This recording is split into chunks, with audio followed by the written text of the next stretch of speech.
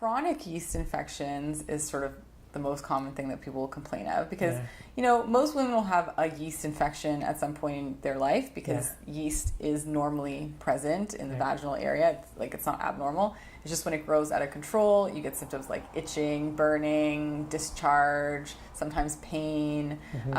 So a lot of women will have that at some point. The issue becomes when it happens over and over and over again. And a lot of times you'll see that after using antibiotics. A lot of women will get yeast infections.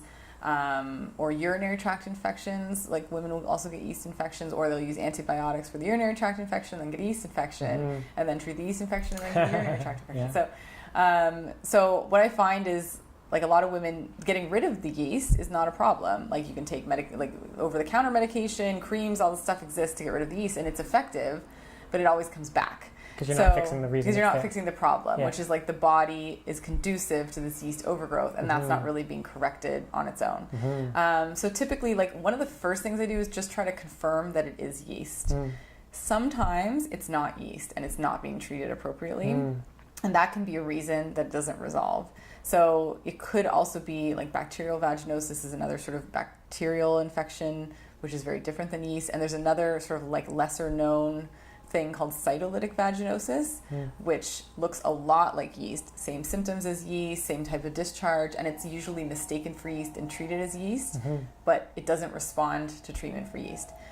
So if we can confirm that it is indeed a yeast infection through a vaginal swab, and usually women have had this, or if they haven't, I can do that in the office, then short term, we'll do some stuff just to starve the yeast. So low sugar diet. These are things that like most people can find online or read about at home, like no sugar in the diet, or even like very few starches in the diet. There's a lot of antifungal herbs you can take.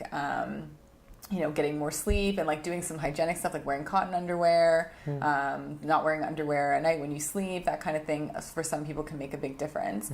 I'll often do sort of a candida diet, which is like no sugar, low sugar diet combined with antifungal herbs, and I'll often do suppositories as well that are antifungal just to get rid of the yeast. And the last thing I'll always do is oral probiotics, just to replenish the normal bacteria. And that usually, like, symptom-wise, no problem.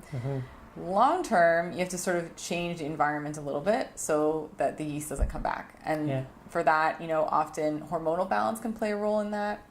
So looking at, do they have a history of period problems or other clues that like hormonal balance is an issue. Sometimes the immune system is an issue. So like sometimes you have people with lots of different infections. I always get colds and flus. I always get yeast infections. Like they're getting all kinds of infections. So the issue there is their immune function, and it's not like a hormonal thing. And sometimes it's neither of those things. It's just that the vaginal environment has been sort of compromised so much that it can't really get back on track. So depending on what's going on with the person, I'll treat the underlying cause. And usually, like, within a few months you can have like a huge resolution of yeast. Even doing like a little bit of detox helps get rid of the yeast and sort of change the environment of the body such that you can eat a little bit more normally. You know, no one's going to stay on the candida diet forever. It's pretty strict. But you can get someone back to eating more normally with no problems with yeast or pretty minimal symptoms.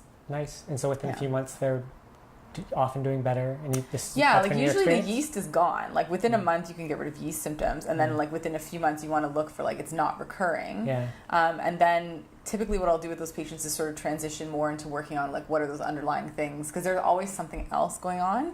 And those things are sometimes more like the stubborn chronic issues, again, like period problems or immune system problems, and work on that.